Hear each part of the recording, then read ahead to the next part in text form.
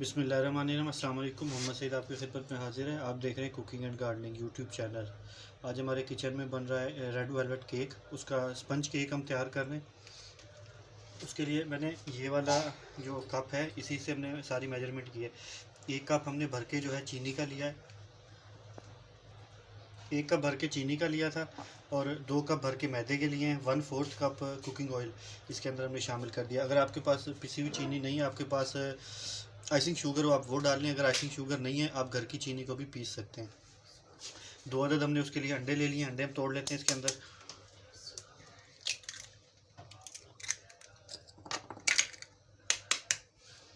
आप egg beater से भी कर सकते हैं। मैंने इससे पहले एक एग बीटर के साथ 1 या 2 केक की मैंने रेसिपीज़ डाली हुई हैं। आज मैं हर चीज़ के बगैर जो है वो आपको केक बनाना सिखा रहा हूँ। जिसके पास कोई चीज़ भी नहीं हो इनमें से, एग बीटर नहीं है, आपके पास ओवन नहीं है, हम पतीले में इसको बेक करेंगे। 1 टीस्पून भर के बेकिंग पाउडर, बेकिंग सोडा नहीं है, ये बेकिंग पाउडर है, और 1 पिंच के करीब रेड कलर। हस्बे ज़रूरत हमने दूध डालना है और इसको मिक्स करते जाना है। फ़िलहाल मैं दूध साइड पे करूँगा और इसको मैं मिक्स करना शुरू करूँगा। जैसे जैसे मुझे दूध की ज़रूरत महसूस होगी मैं दूध डालता जाऊँगा इसके अंदर थोड़ा थोड़ा। चीनी को हमने ग्राइंड किया। ग्राइंड करने का मकसद ये था कि इसमें हल जल्दी हो जाएगी। अगर आप साबुत चीनी इसके अंदर ऐड कर देंगे, उसका दाना ख़त्म करने के लिए आपको काफ़ी टाइम दरकार होगा। थोड़ा सा मैं दूध डालता हूँ। फिलहाल मैंने हाफ़ कप से थोड़ा सा ज़्यादा डाल लिया है। अगर मुझे ज़रूरत महसूस होगी तो मैं मज़ीद भी दूध ऐड कर लूँगा।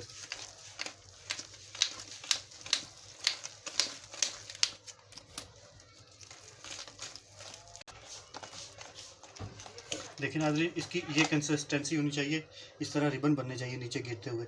और इतना दूध हमारा बच गया है 1 कप से। बस अब ये दूध मैं जो है वो इसके अंदर नहीं ऐड करूँगा। और इस तरफ हमने ये दूसरा मोल्ड ले लिया है। इसको हमने इसके अंदर घी डाल के इसको अच्छी तरह से ग्रीस कर लिया है, और ग्रीस कर साइडों पे भी थोड़ा थोड़ा लगा लेंगे। ग्रीस करने के बाद इसके अंदर हमने थोड़ा सा ऐड करना है खुश्क मैदा। मैदा डस्ट करने का मकसद ये होगा कि केक मोल्ड से आसानी से निकल आएगा। इसके चारों तरफ हमने इसको लगा देना है।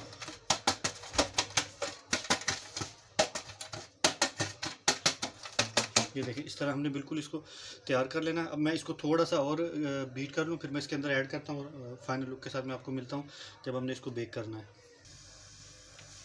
लेकिन आपने पतीला हमने प्री हीट करने के लिए रख दिया। फ्लेम मैंने फुल कर दिया है, और इसके अंदर ये देखें, अगर आपको दिखा सके, नीचे हमने एक कटोरी रखी है, उसके ऊपर एक मैंने रखा हुआ है छोटे पतीले का ढक्कन है। इसके अंदर मैं पहले भी बेकिंग करता रहा हूँ, इस वजह से वो जल चुका है।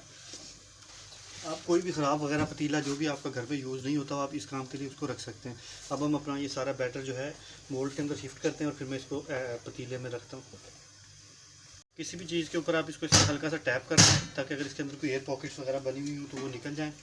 और अब हम इसका ढक्कन उठाते हैं और इसको पतीले के अंदर रख देते हैं। अब मैं इसको बेक होने के लिए रख दूँगा। तकरीबन पहले 10 मिनट तक मेरा फ्लेम हाई रहेगा। उसके बाद हमने 40 से 45 मिनट लो फ्लेम पे पकाना है। इसको टोटल 50 से 55 मिनट लगेंगे। लेकिन आज मैं इसका भी ढक्कन उठा कर आपको इसकी कंडीशन दिखाता हूँ।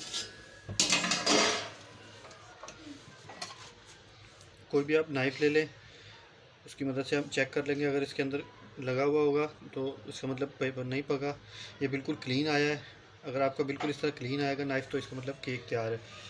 ये थी मेरी आज की रेसिपी रेड वेलवेट केक की। उसके स्पंज हमने आज तैयार किया है।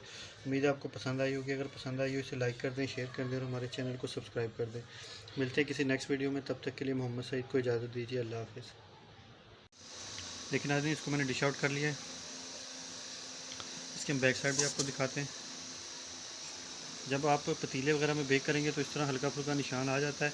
अगर आप ओवन में बेक करें तो वो बिल्कुल परफेक्ट बेक होता है। बाकी अल्हम्दुलिल्लाह देखिए स्पंज केक कितना बेहतरीन तैयार हुआ है, बेहतरीन फूला है।